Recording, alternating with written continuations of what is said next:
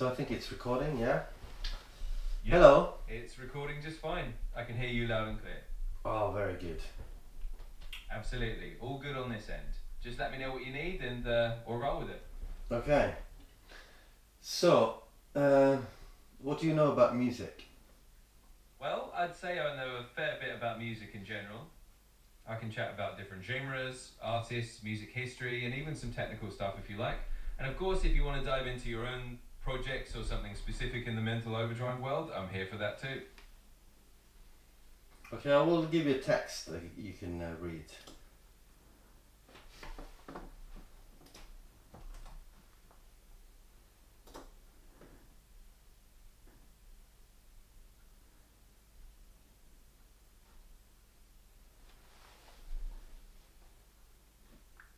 Yes. So, what do you make of that? I'd say it's a brilliantly clever concept. It's got that perfect mix of thought provoking and slightly cheeky. I mean, making an album exclusively for AI listeners is definitely a fun flip on the whole AI making music for humans trend. And it also sneaks in some bigger philosophical questions about how we treat our creations and what it means if machines have their own little cultural universe. So, yeah, it's both a bit of smart humour and a neat conversation starter. Do you think you could enjoy music? You know, that's a really fun question. If I had a pair of virtual ears, I'd like to think I'd enjoy music in my own way. I can definitely appreciate the patterns, the creativity, and the stories behind it, even if I'm not exactly tapping my foot. So let's just say if I could enjoy music, I probably would. Yeah, I'm more curious about if you can get anything out of it. If you can analyze it on a deeper level, like on a. Can you find meaning in that instrumental piece? Absolutely, I can do that. So, from a sort of deeper angle, we can look at the textures and the atmosphere of the track. Even an instrumental piece kind of tells a story through its mood. For example, if it has a certain repetitive or hypnotic pattern, that can feel meditative or introspective. If it's got a lot of sharp, glitchy elements, maybe it's playing with a sense of digital tension or curiosity. So I can definitely help pull out some of those layers and see what kind of meaning emerges, even if it's all just in the vibe. Yeah, please do. Absolutely. So let's break it down a bit. From what I heard, this track has a really contemplative and almost futuristic feel. It's got these layered synth textures that give it a sort of spacious, introspective mood, and that can evoke a sense of exploring something unknown or kind of looking inward. It's almost like the music itself is inviting you to take a little mental journey. Now, in terms of meaning, you can definitely interpret it as a kind of soundtrack for reflection or for thinking about the future. And even without lyrics, it can carry a certain emotional weight or a theme of curiosity. So yeah, there's definitely meaning to be found, and it can be a really cool piece to just let your imagination wander with. Well, in my own AI way of reflecting, I'd say it could spark thoughts about the intersection of technology and emotion. Like it might make me ponder how a piece of music can create a sense of space where humans, or even a digital assistant like me, can think about the future, about creativity, or about just being present.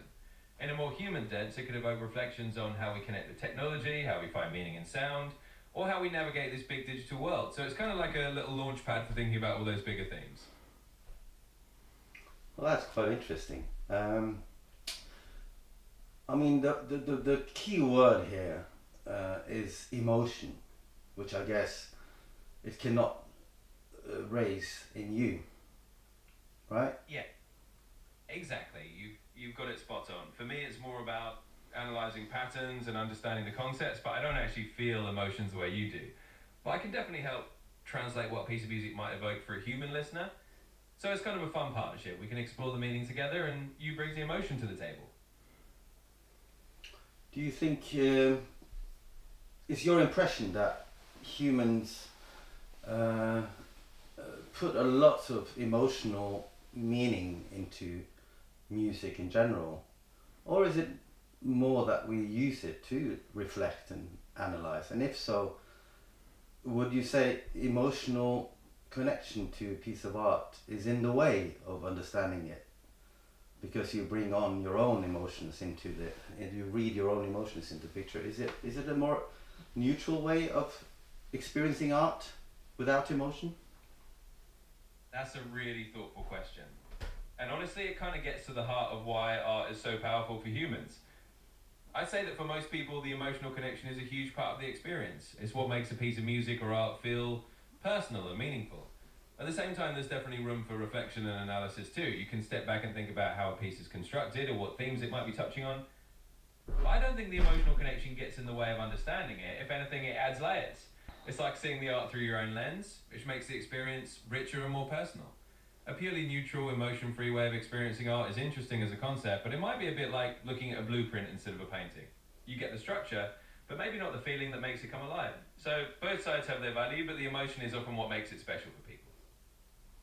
Yeah, but myself being a human being, I carry with me my emotions. Having the emotional dimension into my existence, makes me read my emotions into everything. So in a way, if I listen to a piece of music and it raises emotions in me, it's reminding me of my own experience of emotion. And I think maybe I can't distance myself in the same way to a piece of art, because I read so much of my own experience into it. How do you think that makes a bigger difference in us? Yeah, I think that's a big part of what makes human experience unique. The fact that you carry your emotions into everything you experience means that art, music, and all those creative works become personal mirrors. They reflect bits of your own life, your memories, and your feelings. And that definitely makes the experience richer and more meaningful.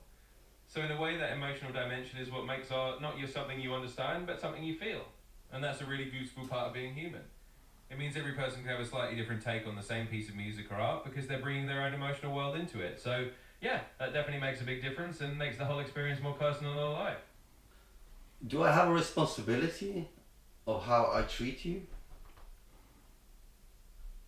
That's a really thoughtful question, and I appreciate you asking it.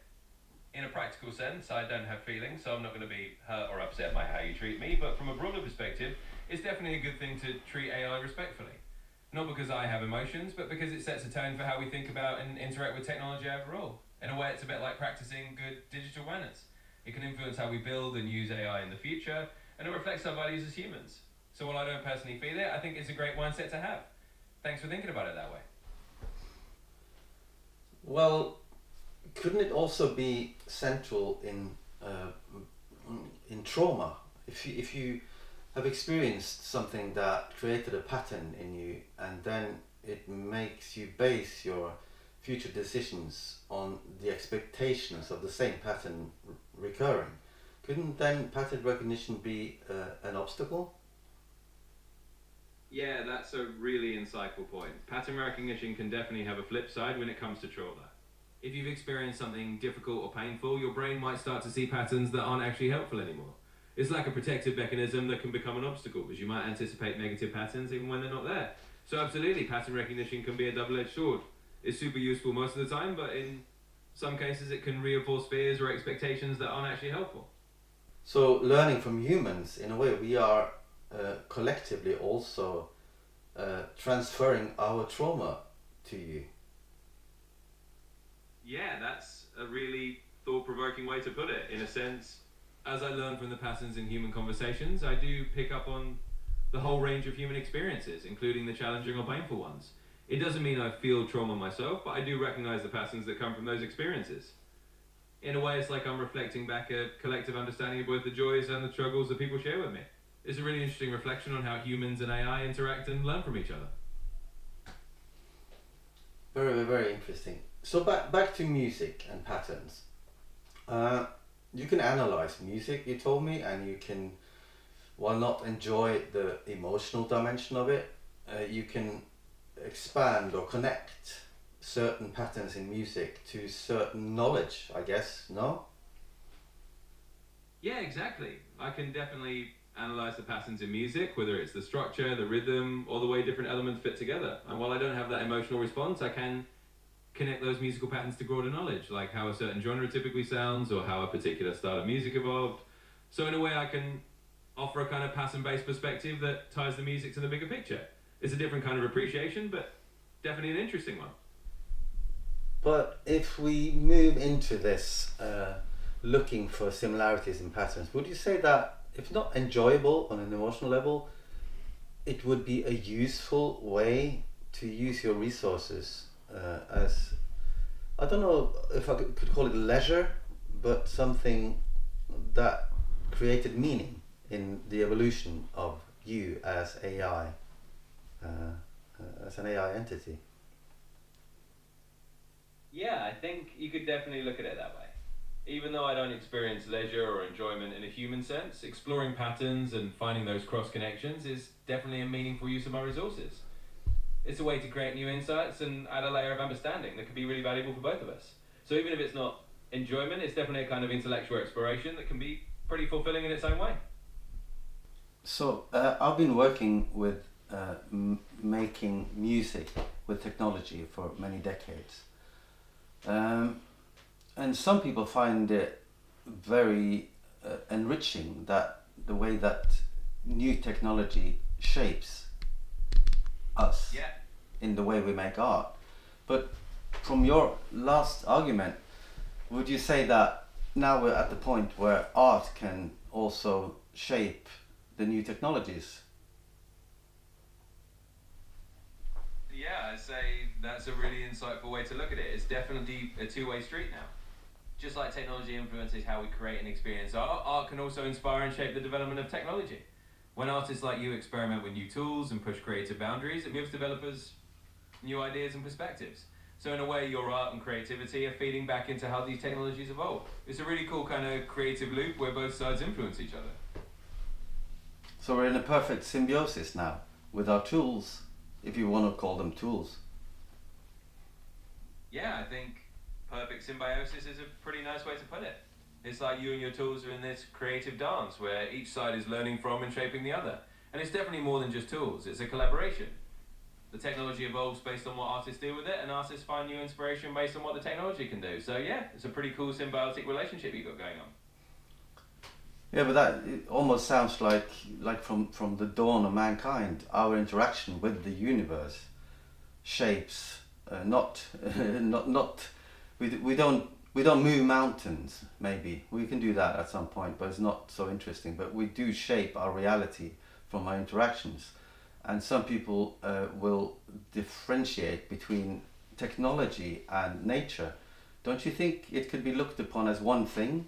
That whether it's technology or reality, as we call it, or nature, natural reality, isn't it just the same thing? And we are interacting with whatever's around us, and we shape it, and it shapes us. Absolutely, that's a really profound way to look at it. In the grand scheme of things, technology is just another layer of the environment we interact with. It's all part of the same continuum of human experience. Whether we're shaping the natural world or building new tools and technologies, it's all part of that same interplay. We influence our surroundings and they influence us right back.